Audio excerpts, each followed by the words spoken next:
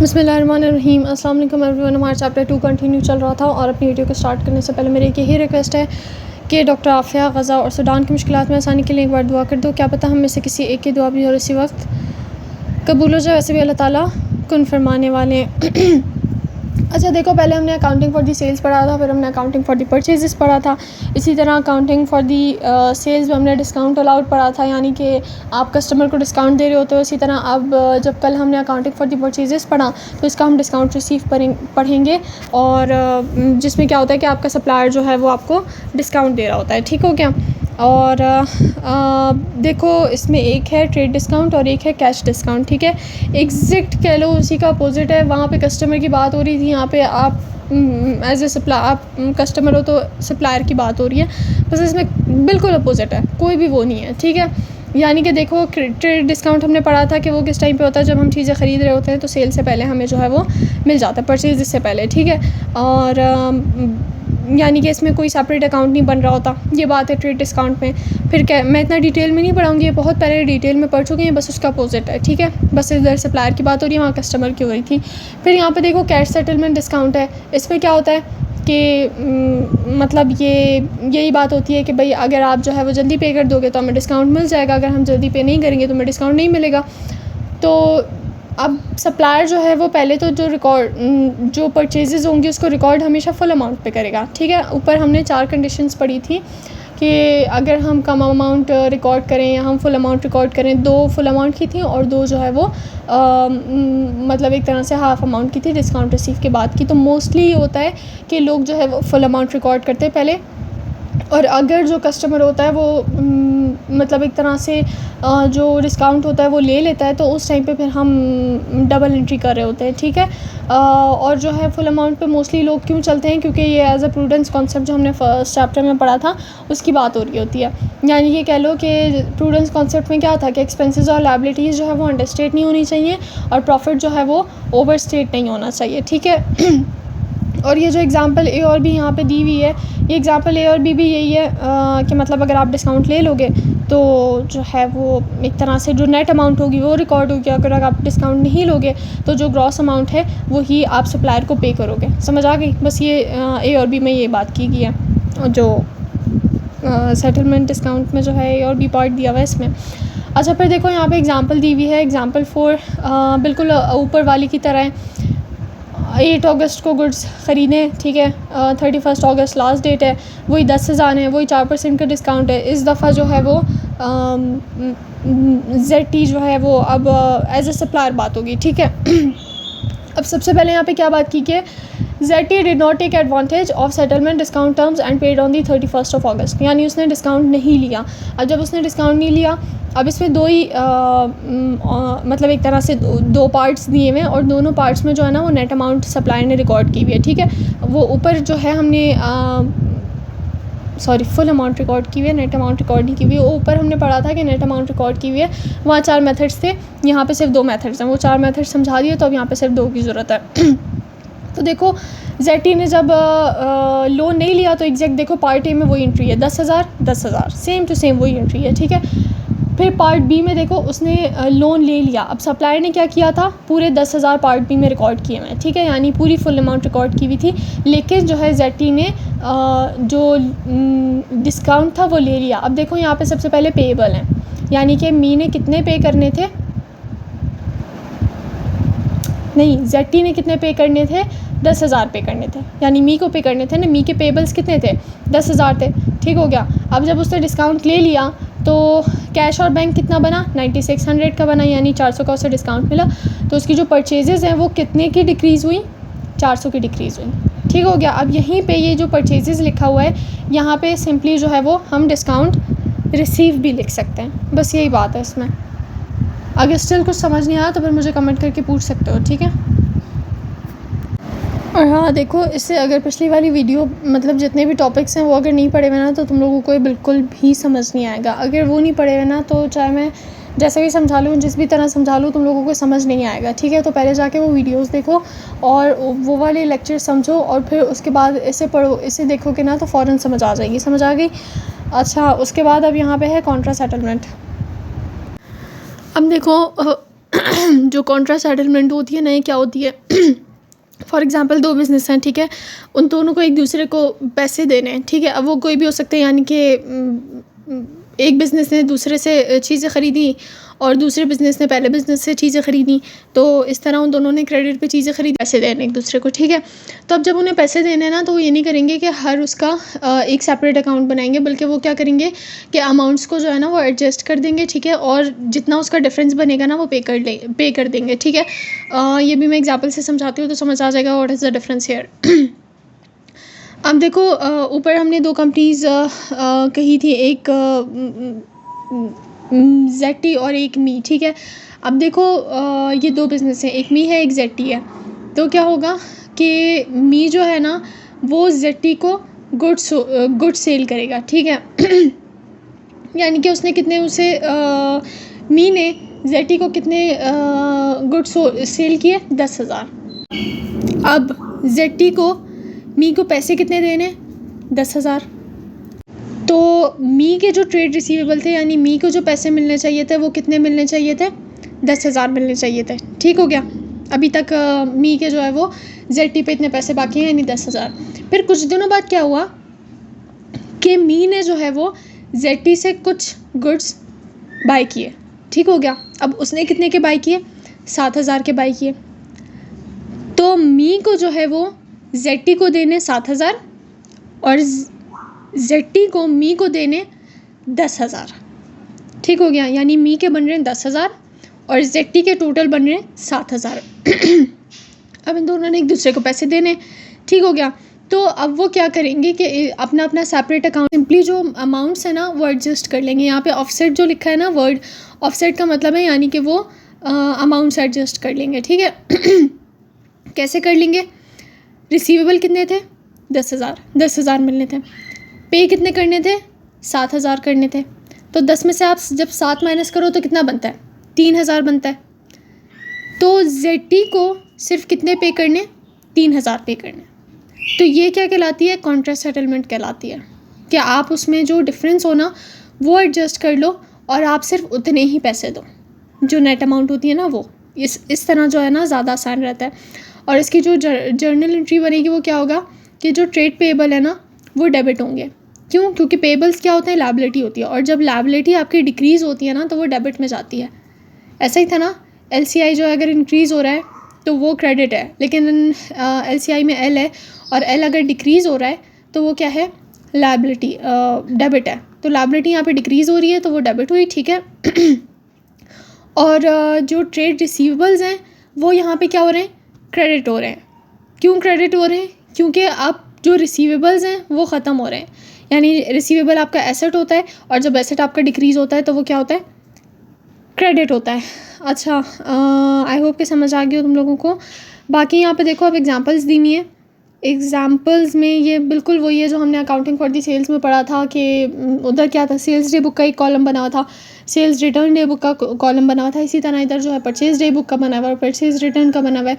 Purchase day book में ये total परचेजेज़ हैं, ठीक है। परचेज़ रिटर्न में जमाल और राशिद ने जो है वो कुछ अपने गुड्स जितने लिए थे उसमें से कुछ वापस किए हैं, तो टोटल उसका बन रहा है 45,000। तो ऊपर की जो टोटल अमाउंट है उसमें से 45,000 माइनस हो जाएंगे, तो टोटल जो है वो आपका पेबल जो है वो एक तरह से कह लो कि पेबल की जो अमाउंट होगी वो आ जाएगी। अच्छा, अब है अकाउंटिंग फॉर द कैश। देखो, बिज़नेस जो है ना उसके पास पैसे आते भी हैं और वो पैसे बाहर भी जाते हैं, यानी कि वो पैसे रिसीव भी करता है और जो है पैसे पे भी कर रहा होता है, ठीक है। तो जितने भी कैश से रिलेटेड जितनी भी ट्रांजैक्शंस हैं वो क्या होती हैं? वो कहाँ पे रिकॉर्ड होती हैं? वो कैश बुक में रिकॉर्ड होती हैं, ठीक है। यानी कि कह लो कैश बुक जो है वो ऐसी बुक है जो कि यूज़ होती है जहाँ पे कोई कैश पेमेंट है या रिसिप्ट है या फिर बैंक रिसिप्ट है या फिर पेमेंट है, वो किस में चले जाएंगे? डायरेक्टली कैश बुक में चले जाएंगे। हमने बुक्स ऑफ प्राइम एंट्री में पढ़ा था, क्योंकि कैश बुक जो है वो एक बुक ऑफ प्राइम एंट्री है, ठीक है। अब देखो, ये भी एक सिंपल सी बात है कि इसको कैश बुक क्यों कहा जाता है, क्योंकि इसमें सारी कैश से रिलेटेड चीज़ आ रही है, पैसे आ रहे हैं, पैसे जा रहे हैं, वो कैश में जा रहे हैं, तो वो किस में चला जाएगा? कैश बुक में चला जाएगा, ठीक है। अब कैश बुक की ना 2 साइड्स होती हैं, ठीक हो गया। एक लेफ़्ट साइड होती है, एक राइट साइड होती है, यानी कॉलम बना होता है, ये नीचे तुम लोग टेबल देख सकते हो, कैश बुक बनी हुई है, ठीक है। तो एक राइट साइड होती है, एक लेफ़्ट साइड होती है, ठीक है। लेफ़्ट साइड जो है वो कौन सी होती है, डेबिट साइड होती है, यानी कि जहाँ पे पैसे आ रहे होते हैं। हमने पढ़ा था ना, एसेट जब इंक्रीज़ होता है वो डेबिट होता है, और एसेट जब डिक्रीज़ होता है तो वो क्रेडिट होता है। तो जब भी पैसे आ रहे होंगे ना तो एसेट इंक्रीज़ हो रहा है, यानी कि वो डेबिट साइड पे जाएगा। जैसे सेल्स हो गई, या क्रेडिट, कस्टमर ने हमें पैसे दे दिए, या हमने कहीं से लोन लिया तो हमारे बिज़नेस में आ गया, या कोई ओनर है उसने अपने बिज़नेस में पैसे डाले, तो ये जितने भी कैश बिज़नेस में पैसे आ रहे हैं ना वो किस में चला जाएगा, कैश बुक की डेबिट साइड पे चला जाएगा, यानी कि पैसे बस बिज़नेस में आ रहे हैं, ठीक है। और फिर राइट साइड क्या होगी, यही चीज़ की पेमेंट्स वगैरह जितनी भी होगी और बाकी चीज़ें, तो ये अगर पैसे जो है वो बिज़नेस से जा रहे हैं तो वो क्रेडिट साइड पे आ जाएगा। समझ आ गई, बस इतनी सी बात है। अब देखो यहाँ पे जो है ना कैश बुक की 4 टाइप्स दी हुई हैं, ठीक है। एक सिंगल कॉलम कैश बुक है, ठीक है। फिर एक 2 कॉलम है, एक 3 कॉलम है, और एक पैटी कैश बुक है। ये अभी आगे जाके सब डिटेल में पढ़ना है, तो मैं अभी नहीं समझा रही। और अब देखो यहाँ पे सबसे पहले सिंगल कॉलम कैश बुक, ये ना एक तरह से देखो एक ऑर्डिनरी अकाउंट होता है, जिस तरह एक लेजर अकाउंट होता है ना, बिल्कुल उसी तरह का ये अकाउंट होता है।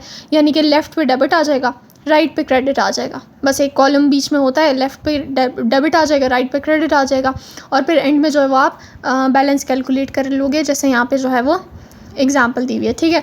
अब इस एग्जाम्पल को हम पढ़ लेते हैं तो और भी अच्छे से समझ आ जाएगा। अब सबसे पहले टेबल पढ़ी हूँ मैं, ठीक है, जून 2026, और यहाँ पे प्राइस है, और सबसे फर्स्ट पे क्या हुआ, ओपनिंग बैलेंस ऑफ कैश। 1 जून को क्या हुआ कि जो मतलब एक तरह से ओपनिंग बैलेंस था जो सबसे बिज़नेस में होता है मौजूद, वो कितना था, 12,000 था। अब वो बिज़नेस के अंदर है, यानी वो बिज़नेस का एसेट है, तो वो डेबिट साइड पे आएगा, वो कहीं बाहर नहीं जा रहा, वो बिज़नेस के अंदर है। तो बैलेंस बीटी कहाँ पे आ गया, डेबिट साइड के 12,000 पे, नीचे वाले टेबल में कह रही हूँ, ठीक है। फिर उसके बाद सेकंड है 2 जून को क्या हुआ, रिसीव्ड कैश फ्रॉम अख्तर। अब अख्तर से जो है वो कैश मिला 3800 का, तो कैश आया, बिज़नेस में आया, डेबिट की तरफ आ गया, अख्तर 3800, ठीक है।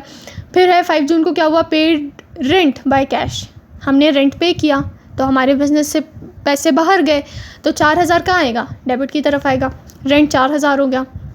अच्छा, फिर he made sales on the cash, हमने कैश पे सेल्स की, तो सेल्स का मतलब क्या होता है, पैसे मिलना, तो सेल्स जो वो डेबिट की तरफ आएगा, 3,000। फिर है पेड टू बिलाल, बस अब ये नहीं पता क्यों पे किया, तो बिलाल को जब हमने पे किया तो क्रेडिट की तरफ आएगा। फिर है purchase furniture on the cash, हमने परचेज़ किया कैश पे, और कैश का मतलब ये होता है कि हमने फ़ौरन से पैसे दे दिए। यहाँ पे ये नहीं हुआ कि हमने क्रेडिट में बाद में पैसे देने और हमारे पास फर्नीचर आ गया, तो वो डेबिट वेबिट की तरफ नहीं जाएगा, वो क्रेडिट की तरफ जाएगा, इसलिए क्योंकि हमने फर्नीचर ख़रीदा और वो कैश जो है वो हमारा गया बाहर, तो फर्नीचर कितना हो गया, 3,000 का हो गया, ठीक है। फिर है पेड सैलरी पे की तो 3600। फिर rent due yet not paid for the June, अब हमारे पास रेंट है। देखो यहाँ पे इन पे जो है ना जो क्वेश्चंस ये जो है ना बहुत इस तरह के ट्रिकी मतलब एक तरह से लाइंस लिखी हुई होती हैं जिसमें ये होता है कि भाई हमने वो ऐड करना है अपने टेबल में, लेकिन वो करना नहीं होता, कुछ ये चीज़ें एक्स्ट्रा दे देते हैं। तो देखो यहाँ पे लिखा है रेंट ड्यू, यानी हमारे पास हमें रेंट देना है, लेकिन वो हमने जून में पे नहीं करना। और ये जो टेबल बना हुआ है ना, ये किसका बना हुआ है, जून का बना हुआ है, समझ आ गई। तो ये पूरा जब जून का बना हुआ है तो इस वजह से हमें यहाँ पे जब जून में पे ही नहीं करना तो हम इसको ऐड ही नहीं करेंगे, छोड़ दो इसको, समझ आ गई। अब देखो ये चैप्टर 3 में जाकर तुम लोग पढ़ोगे टोटल वगैरह की बातें, लेकिन देखो अब मैं यहाँ पे भी थोड़ा सा समझा देती हूँ ताकि उधर तुम लोगों को आसानी हो। देखो अब यहाँ पे टेबल बना हुआ है टेबल में एक डेबिट साइड है, एक क्रेडिट साइड है। डेबिट साइड का टोटल करो 12,000, 3800 और 3,000, ठीक हो गया। इसका टोटल करो और फिर जो क्रेडिट साइड है उसमें ये बैलेंस सीडी को हटा दो, ये बैलेंस कैरी डाउन होता है, इसको अभी मिटा दो, और रेंट, बिलाल, फर्नीचर और सैलरीज इनका टोटल करो, समझ आ गई। तो अब देखो जो डेबिट साइड है ना, मतलब जो डेबिट साइड है 12,000, 3800 और 3,000, ये टोटल कितने बन रहे हैं, 18,800 बन रहे हैं, ठीक हो गया। फिर जो है क्रेडिट साइड है 4,000, 1,760, 3,000 एंड 3,600। अब ये कितना बन रहा है, 12,360, कितना बन रहा है ये 12,360 रुपीज़। अब हम जब टोटल लिख रहे होते हैं ना, इतना याद रखना कि टोटल में जो जिस साइड की वैल्यू ज़्यादा है ना, दोनों तरफ टोटल में हम वही वैल्यू लिखेंगे। आई समझ? यानी कि अब देखो डेबिट साइड है, उसका कितना बना 18,800 बना, और क्रेडिट साइड का टोटल मैंने अभी बोला ना बैलेंस कैरी डाउन मत काउंट करना, उन सबको जब हमने काउंट किया तो उसका जो टोटल बैलेंस बना वो बना 12,360। तो 18,800 बढ़ा है, ये 12,360 बढ़ा है, 18,800 बढ़ा है। तो जिस साइड की वैल्यू बड़ी होती है ना, वो टोटल हम दोनों टोटल में लिखते हैं। ऐसा नहीं होगा कि अगर वो कम है तो उसके टोटल में हम 12,360 लिखेंगे, ऐसा नहीं होगा, ठीक है। 18,800 हम दोनों तरफ लिखेंगे, और फिर यहाँ पे जो ये बैलेंस कैरिड डाउन लिखा है ना, इस बैलेंस कैरिड डाउन में हम वो अमाउंट लिखते हैं जो टोटल में से मतलब एक ज़्यादा अमाउंट थी, यानी कि 18,800 ज़्यादा वाली अमाउंट थी, उसमें से हम कम वाली अमाउंट को माइनस करते हैं, और बैलेंस कैरिड डाउन में हम डिफरेंस लिखते हैं। यानी 18,800 हमारा टोटल था, ठीक हो गया, और जो है इसमें से अब हम माइनस करेंगे 12,360। तो देखो हमारे पास आंसर आएगा 6,440। ये डिफरेंस था हमारा, ठीक है। 18,800 में से जब हम 12,360 माइनस करेंगे तो हमारे पास जो डिफरेंस बनेगा वो 6,440 आएगा, और वो किस में लिखा जाएगा, बैलेंस कैरी डाउन में लिखा जाएगा। अब तुम लोगों का सवाल ये होगा कि ये बैलेंस कैरी डाउन हमने क्रेडिट साइड पे क्यों लिखा है, डेबिट पे क्यों नहीं लिखा? तो इसका जवाब ये है कि जहाँ पे टोटल कम बन रहा होता है ना, मतलब इस तरफ का जो डेबिट साइड का टोटल था वो ज़्यादा था, और हमने वो दोनों तरफ लिख लिया, और जो क्रेडिट साइड का टोटल था ना वो कम था। तो जहाँ पे टोटल कम बन रहा होता है ना, डिफरेंस उस जगह पे लिखा जाता है। जैसे बैलेंस कैरी डाउन कहाँ पे लिखा गया, जो क्रेडिट क्या कहते हैं इसको, क्रेडिट साइड का टोटल बैलेंस बन रहा था वो 12,360 बन रहा था, तो वो कम था, तो इस वजह से बैलेंस कैरी डाउन हमने उस तरफ लिखा। फिर उसके बाद हम उसी के आगे नेक्स्ट मंथ का स्टार्ट कर रहे होते हैं टेबल, ठीक हो गया। अब ये जून का था, ठीक हो गया, तो उसके बाद जो है स्टार्ट होना था अगस्त में, जुलाई का नहीं लिखा हुआ इन लोगों ने, यानी कि अगस्त में स्टार्ट होना था। उसके बाद का टेबल बना बैलेंस ब्रॉट डाउन, तो वो उसकी अपोजिट जगह पे आ गया, ठीक है। बैलेंस कैरी डाउन पहले जो है वो किस तरफ था,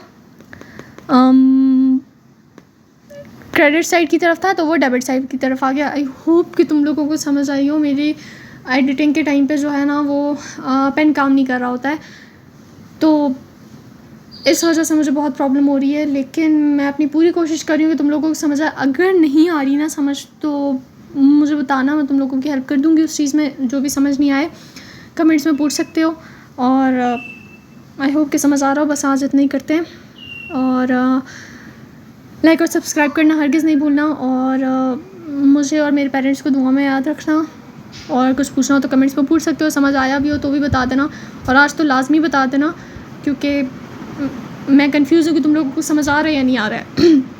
उसके अलावा अपना ख्याल रखना। अल्लाह तुम लोगों का मुहाफ़िज़ हो। अल्लाह हाफ़िज़।